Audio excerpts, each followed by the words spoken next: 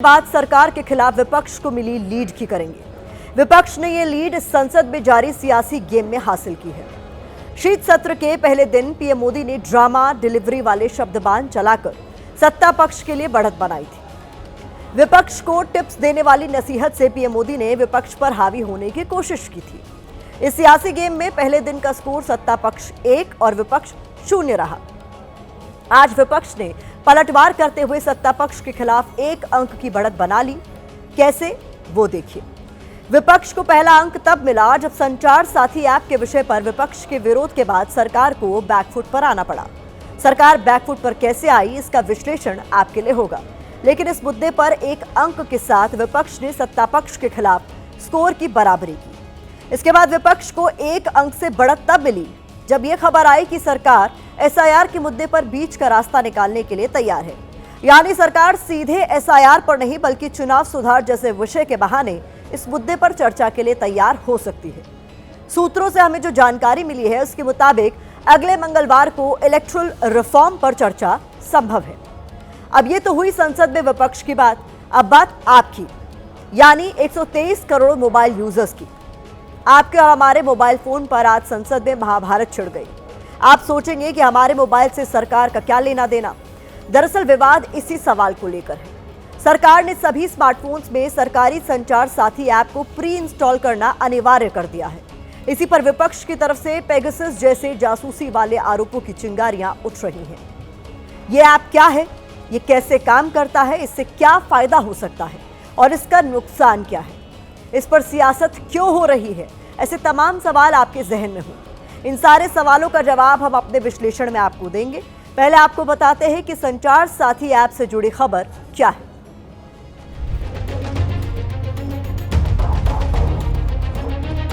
अट्ठाईस नवंबर 2025 को भारत सरकार के दूरसंचार विभाग ने मोबाइल फोन निर्माता कंपनियों को एक आदेश जारी किया।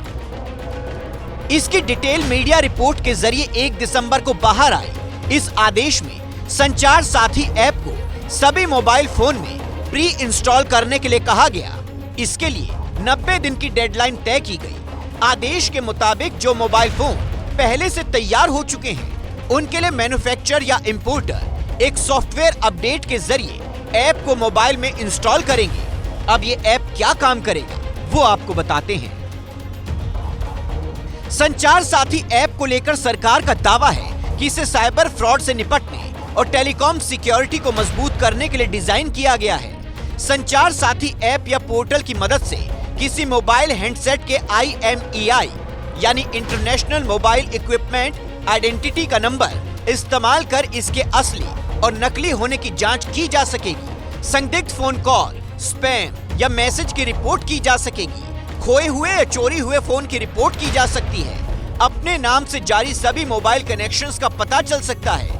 बैंकों और वित्तीय संस्थानों की विश्वसनीय कॉल डिटेल्स तक पहुंचा जा सकेगा। अब जैसे ही इस नोटिफिकेशन की कॉपी सामने आई, विपक्ष ने इसके बहाने सरकार पर पेगासस जैसी जासूसी के आरोप लगाने शुरू कर दिए, क्योंकि इस नोटिफिकेशन में कहा गया है कि पहले से इंस्टॉल किया गया संचार साथी एप्लीकेशन पहली बार इस्तेमाल करने या डिवाइस सेटअप करने के समय यूजर्स को आसानी से दिखे और इसे बंद या अनइंस्टॉल नहीं किया जा सके। यानी ये आपकी मर्जी पर निर्भर नहीं होगा कि आप इस ऐप को अपने मोबाइल में रखना चाहते हैं या नहीं। आपको अपने मोबाइल के साथ पहले से ही ये ऐप इंस्टॉल मिलेगा और आप इसे ना ही निष्क्रिय कर सकते हैं और ना ही delete. It is snooping app, so you know what it is then. Citizens have their right to privacy. Even all of you must be having a right to privacy to send your own messages to family, friends without the government looking at everything. सरकार हर एक के mobile में क्या खोजबीन करना चाहती है? कहीं ऐसा तो नहीं है सरकार किंग जॉन के रास्ते पे चल रही हो? किंग जॉन इन लोगों का जो रवैया है वो जरा भी देश में काम होने देने लायक वाला नहीं है। उपयोगी हो सकता है, लेकिन हर व्यक्ति की मर्जी पे ये डाउनलोड होनी चाहिए। तो आपके मोबाइल में 50 ऐप रहते हैं, एक ऐप रहेगा, उसमें दिक्कत क्या है? सरकार इतनी इनसिक्योर क्यों?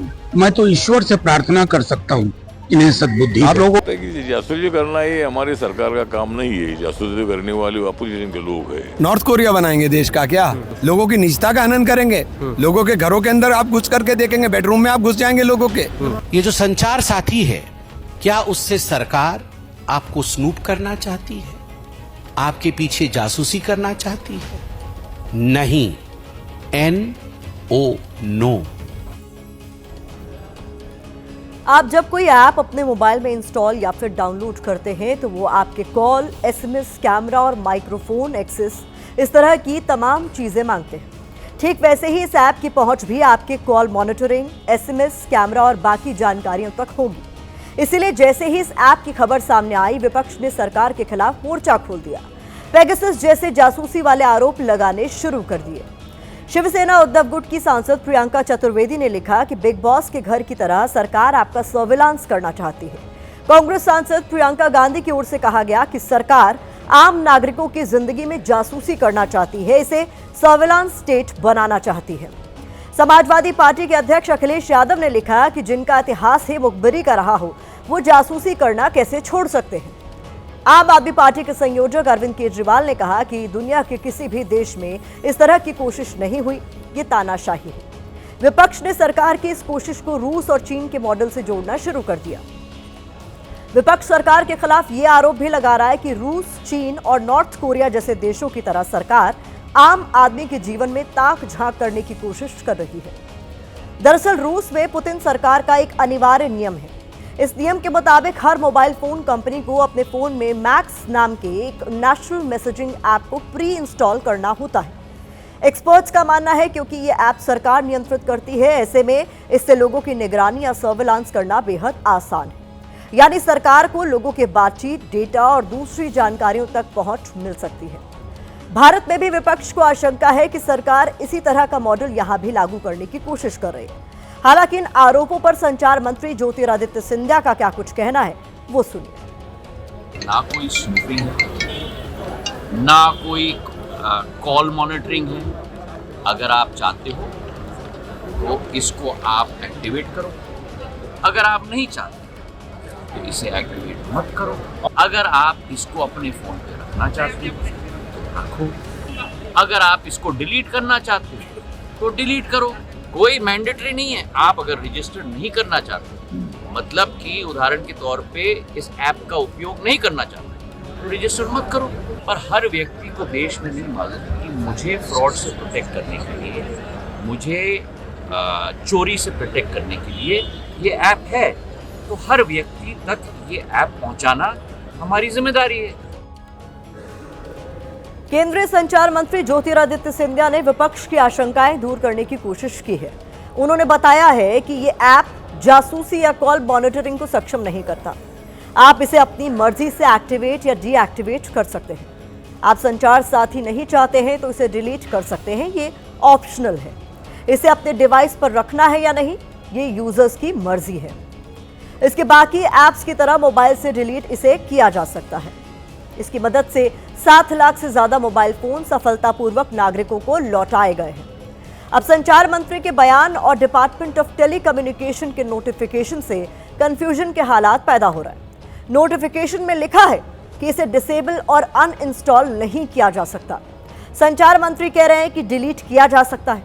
इसे फोन में रखना नहीं रखना यूजर्स की मर्जी पर है। ऐसे में साइबर एक्सपर्ट्स का इस पे क्या कुछ कहना है, वो सुनना भी जरूरी है। ये एक पब्लिक यूटिलिटी उपभोक्ता फेसिंग ऐप है, जिसका उद्देश्य है कि लोगों की साइबर सुरक्षा को प्रबल रूप से सशक्त या सुरक्षित करना। तो उसका उद्देश्य जासूसी करना बिल्कुल नहीं है। लेकिन जब आप उसके परमिशंस पे जाते हैं, एक्सेस आपसे मांग रहा है आपके कैमरा का, आपके कॉल लॉग्स का, आपके टेलीफोन का, आपके SMS का, आपके स्टोरेज का और अदर परमिशंस का भी। तो जब ये परमिशंस को समुचित तौर पर देखा जाए तो इस ऐप के द्वारा आपके फोन के अंतर्गत हुई जानकारी का एक्सेस मिल सकता है। तो एक्सपर्ट्स मान रहे हैं कि इस ऐप की मदद से सरकार आपकी जानकारियों तक एक्सेस कर सकती है। इस खबर को भारत की बात वाली दूरबीन से देखना भी जरूरी है। दूरबीन ये कहती है कि संविधान ने हर भारतीय को अनुच्छेद 21 के तहत निजता का अधिकार दिया है। यह अधिकार लोगों को गैर जरूरी दखल के बिना व्यक्तिगत फैसले लेने की इजाजत देता है। इसमें संचार, संबंध और पसंद नापसंद शामिल है। तो सरकार को भी इस अधिकार का सम्मान करना चाहिए। हमारे और आपके मोबाइल के साथ अपनी मनमर्जी वाली ऐप चलाने से बचना चाहिए।